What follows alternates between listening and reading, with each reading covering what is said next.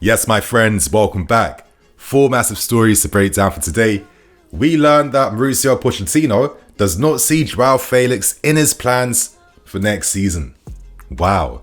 To move on, Juventus are leading the race to sign Christian Pulisic. We discussed the updates around Manuel Ugarte, and we have some interesting news around Raphinha of Barcelona. So right now, my friends, tons of things to break down and discuss. So get involved in the conversation and share your thoughts and opinions behind our business during this transfer window. Hope you guys enjoy. Hit that like button. Let's get over 2k likes. And without wasting any more time. So right now, my friends, let's discuss these interesting developments surrounding Raphinha of Barcelona. Now, currently at Barcelona, Deco, the agent Raphinha, is set to take over as Barcelona's new sporting director, replacing Almeni, who of course signed for Aston Villa. With Deco now becoming the new sporting director, it does mean that he can't represent his client in Raphinha anymore. And one massive responsibility that Deco is going to have for this summer is selling players. Barcelona must free up their wage bill. Barcelona must make space to register new players for next season, and it's essential that Barcelona can generate some funds now by selling players, because currently they must register contract extensions for massive players like Xavi and Dembele, for example. And Deco has communicated internally that if he must sell Raphinha for the greater good of Barcelona, he will do that, even though he knows that Raphinha is incredibly reluctant to leave Barcelona after a very decent first season signing for them. So I guess all I can say to these reports is, let's continue to monitor and watch this space. Now, in my opinion, if we made any move for Raphinha, it won't happen before pre-season. It will happen as the summer window is going on, and maybe as the season starts. And I do kind of feel like a move for Raphinha will depend on players that get sold. Maybe we might see surprise sales like a Kai Havertz or others, because I do feel like from a tactical perspective, now that Pochettino wants to have a striker, with 2 wingers alongside him, you want to have goal-scoring wingers that also have that creativity in their game. And Raphinha has that balance of goal-scoring and chance creation, which is quite rare to have at this level. And I do think in that sense, Madueke and Raphinha could be a very interesting right-hand side, with Mudryk and Sterling down the left-hand side too. Now, during the start of this year, we made some inquiries over the availability of Raphinha. So Deco has been in communication with us, and there is a possible opening in angle as time goes on. And I guess for me, the more desperate Barcelona become, the easier it could be to make a move for Raphinha and actually sign him from them this time. So all I'm going to say is let's continue to watch this space, because something could happen here, not anytime soon. But I do think Raphinha is the player that we are casting our eye on and just paying attention to in case anything happens during this window. So how do you feel about that? Let us know below. So right now, let's discuss one of the breaking stories today. And I guess we bid our farewells now to JOAO FELIX, as reports in Spain have announced that Mauricio Pochettino does not see Felix as part of his plans for next season. And how do we know this? Well, this was actually confirmed by Atleti's president, and here's exactly what he had to say. The truth is that I can't tell you the plan with JOAO. It's the news we had yesterday that the new coach doesn't have him for Chelsea. We don't have anything planned yet. JOAO is an Atletico player now. Wow, JOAO. I guess we say our farewells to him, and it's going to be a big blow for Felix, who really hoped to remain here and stay here.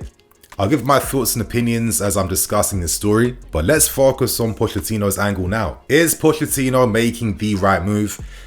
I'd have to say that yes, this is probably the most responsible move to make, even though you guys know I'm a massive fan of JOAO FELIX, and I'm going to kind of feel like there's some untapped potential that we didn't really get out of the player. I don't think he was awful for us. He wasn't like lighting the world on fire, but he had many bright, interesting moments. And maybe in a different season, different manager, different context, who knows?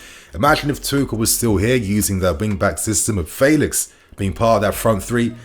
Those little details can really affect the future, right? But right now, for the context of next season, and for Pochettino's squad management, we have Kai Havertz, and Kunku is signing next season too. I do think that having Felix is a bit too much to have in the attacking mid department. We know that Pochettino likes to have the striker that links and combines with the 2 wide forwards either side. So realistically, there's only a spot for Felix playing as a false 9 or maybe on the left wing spot. But considering the options we currently possess right now, alongside Pochettino's tactical ideas, aggressive, high-pressing football, things that Felix struggled with whilst playing at Atletico Madrid, on top of the fact that ideally, we're still hoping to sign a number 9. I guess it makes Felix a luxury that we just can't afford to take advantage of right now. So I have to agree with Pochettino's decision. I do kind of feel like what we need for next season is a clear, set direction of ideas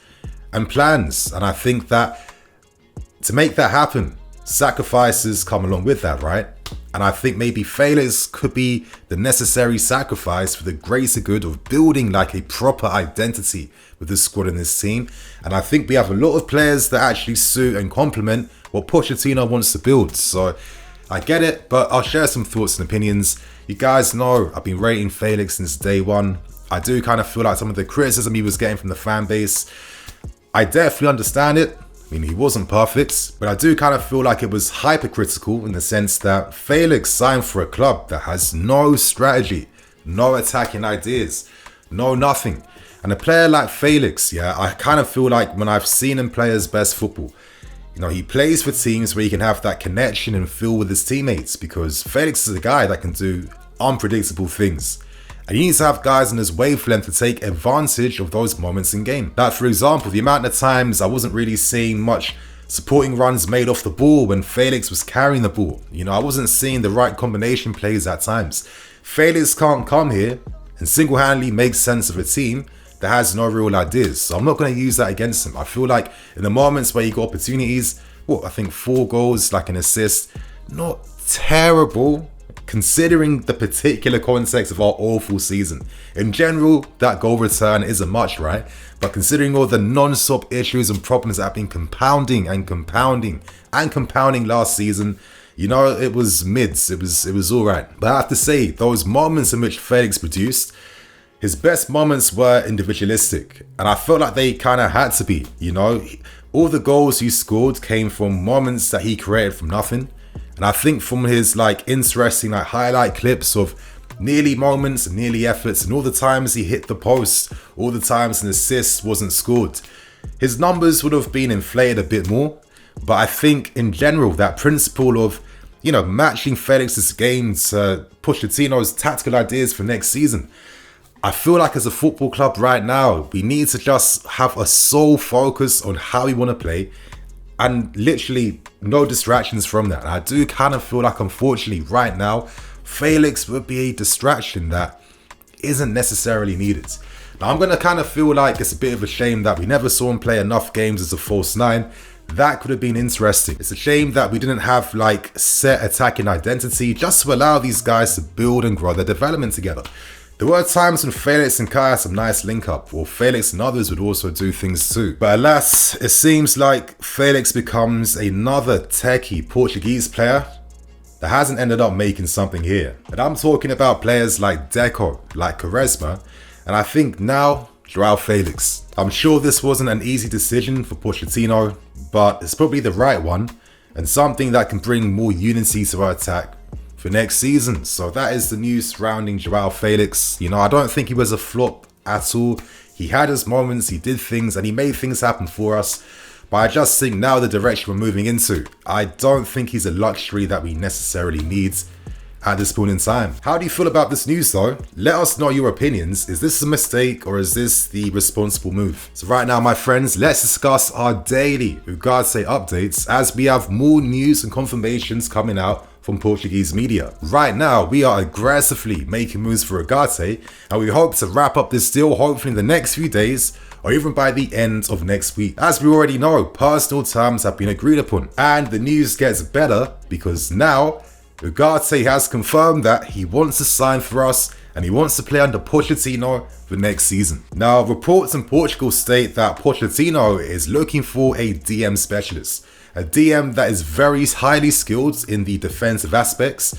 And as I keep saying all the time, with Pochettino, with how he plays, he likes to have his fullbacks pushing high and wide up the field. So what does this mean? It means that if you have a DM protecting your defense, They must cover those lateral zones. They must cover the spacing behind the fullbacks when they're caught higher up the field. And this is where Ugarte's skill set in particular is of particular significance now for Pochettino.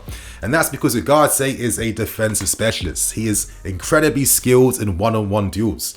He is a very fast player that can cover lots of distance and lots of grounds.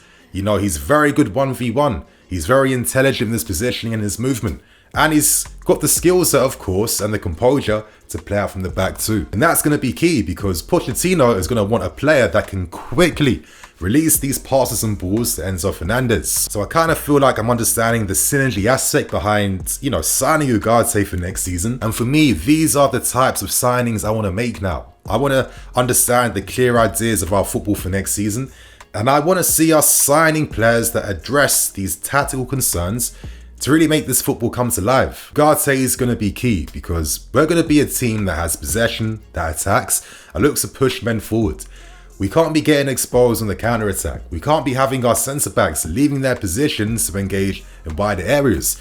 Having an Ugarte here, he can act as that auxiliary centre-back. He can act as the guy to cover the spaces in behind the fullbacks. You guys know what he can do right now, and this is the right move in my opinion. But regardless, let's end things with the final reports. Reports had suggested that we had made an offer of around 60 million, plus adding David Fofana on loan. But that's not the case anymore, and some reports in Portugal have suggested that if Lisbon accepted a loan player, they want an option to buy at the end of that player's loan spell, and that's something we're not looking to do right now. So in my opinion, don't be surprised if we up our offer. You know, if we offer maybe 65, 70 million, pay that in 4 installments, that could be enough to satisfy Lisbon's demands. Regardless, this is Pochettino signing. He wants this wrapped up as soon as possible, and it looks like it's finally going to happen. So that is the third story, and we end things with the final story. And I guess we get ready to say goodbye also to Christian Pulisic, because at this point in time, Pulisic is attracting a lot of interest from Juventus, who are currently leading the race to signing our winger. Now, the valuation that we've put on Pulisic to sell him is around £20 million, which is a far cry from that original 60 million that we spent to sign him from Dortmund. It has been confirmed too that Pochettino is more than fine with the sale, and Juventus need to sign wingers to replace their aging stars like Di Maria and Juan Cuadrado. Pulisic has attracted tons of interest from multiple clubs across Europe. You're looking at Man United, Napoli, AC Milan, Newcastle, Galatasaray, plus a host more. And for me, it does make a lot of sense that we do sell Christian Pulisic. Number one, so this guy can hopefully try and reclaim back some of his career now. And number two, I think his player cost for the year is around 13 million. I mean, that is a crazy amount of money we're spending on someone that is far from being a first team player. So this is the responsible thing to do, but at the same time, I do have some sympathy for Pulisic. Now, when we first signed him, I was not very happy with this move. I think you guys know that. I felt like this was going to be conflicting alongside Hudson-Odoi, where at that time, Bayern Munich were trying to sign him, and we didn't know whether Hudson-Odoi was going to stay or go.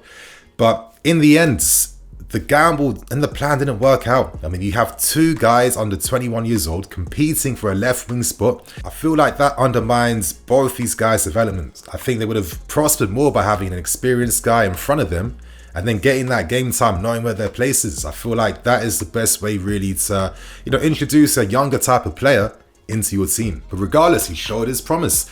That 19-20 breakout season where he really took me by surprise with the quality of goals and his influence in the final third. But I think what's really stagnated his career since was that once Lampard left, that role that he needs wasn't available in the team. And I feel like Pulisic's game isn't that complete. He's not very strong. Defensively, he's very mids. He can get brushed with the ball quite easy. He can be a little bit predictable at times. And he doesn't influence the game as much with his passing. So once you deny him from doing the things that he's good at, you're going to kind of affect his overall development, right? And I think that's what we've seen now. At 24 years old, the world was his oyster at one point. Reality is kicking in right now, and I do feel like he desperately needs a move to try and reclaim some of his career back now. But still, I'm not going to look at guys like PULISIC and others and blame them for not being strong enough individuals or not being good enough to begin with. I feel like this club will always have to take responsibility for the stagnation we've seen in so many players, because if it was one or two isolated incidences, I would blame it on the guys. But when it's like this collective thing across many younger players throughout the squad, it's kind of telling you that the developmental environment hasn't been good enough to really push these guys on to actually achieve their potential. And I think this is what we have to improve upon. And I'm hoping next season, out of all these seasons, we finally get things right, because it's not good enough in my opinion. So good luck to most of these guys. Goodbye to Felix, and I'm guessing goodbye to PULISIC and many others. And I'm also going to say goodbye to you, man, because that is the end for today's video. So share your thoughts and opinions, let us know how you're feeling about the news, and tell us about the signings you want to see this window. I'm EFC, this is BlueLionsTV. I'll catch you guys later with some more videos. Cool.